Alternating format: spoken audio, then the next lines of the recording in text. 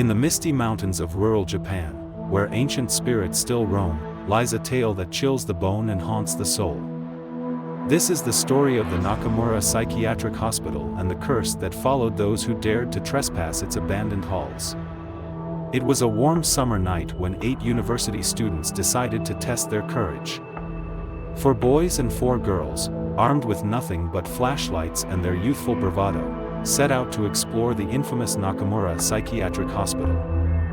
As they approached the decaying structure, an eerie silence fell over the group. The girls, once chatty and excited, now huddled together in fear. The boys, including myself, tried to hide our trembling hands. We found a broken window and climbed inside. The air was thick with dust and the lingering scent of despair. As we explored the first floor, our flashlights revealed rusted medical equipment and overturned furniture. Slowly, we made our way up to the 5th floor.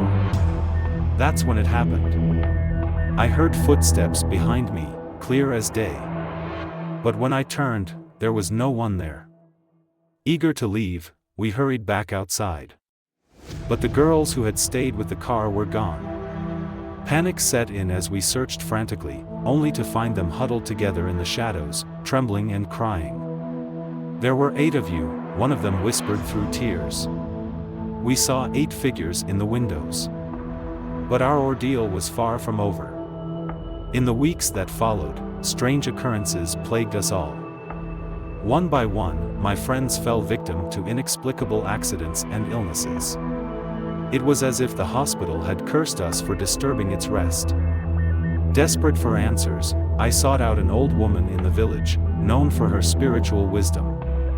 She listened to my tale with grave concern. The Nakamura Hospital, she said, her voice quivering, was not just a place for the mentally ill. It harbored dark secrets. Illegal experiments, tortured souls. The spirits there are restless, angry. She handed me a small, worn amulet. "This may protect you, but the others. I fear it may be too late for them." As I left her house, a chill ran down my spine. In the distance, I could swear I saw a figure standing on the path, a figure wearing a doctor's coat, stained with something dark. I blinked, and it was gone. But the sense of dread remained. To this day, I am the only one from that group who hasn't suffered a terrible fate.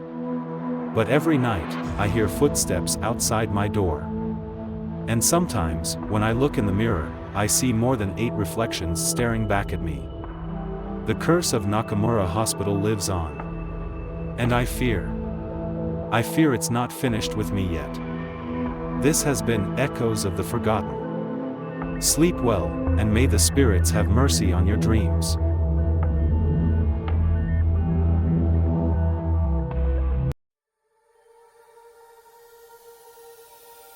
In the winding alleyways of old Tokyo, I stumbled upon an antique shop that would change my life forever. Little did I know, the mirror I purchased that day held secrets darker than the shadows it cast. It was an old mirror, its silver frame tarnished with age, the glass slightly yellowed.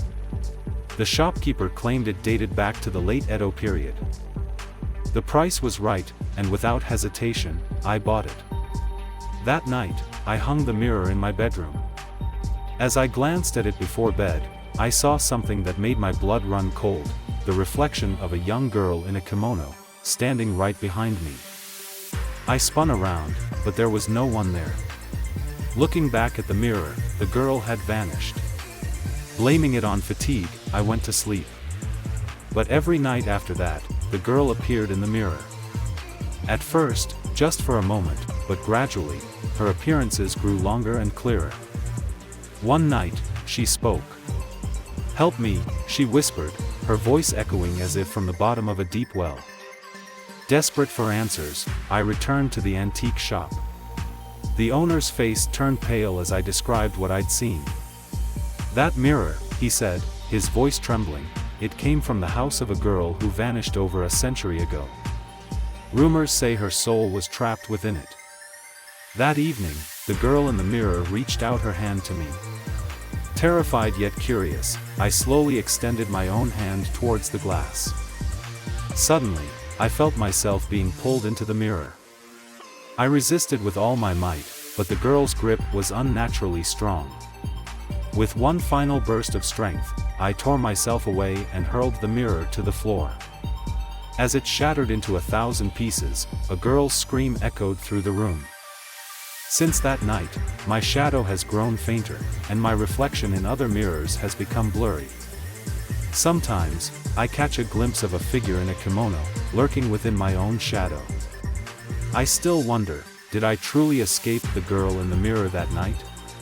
Or have I, too, become trapped between worlds, neither fully here nor there? This has been The Girl in the Ancient Mirror. Remember, not all reflections show the truth, and some mirrors are better left in darkness.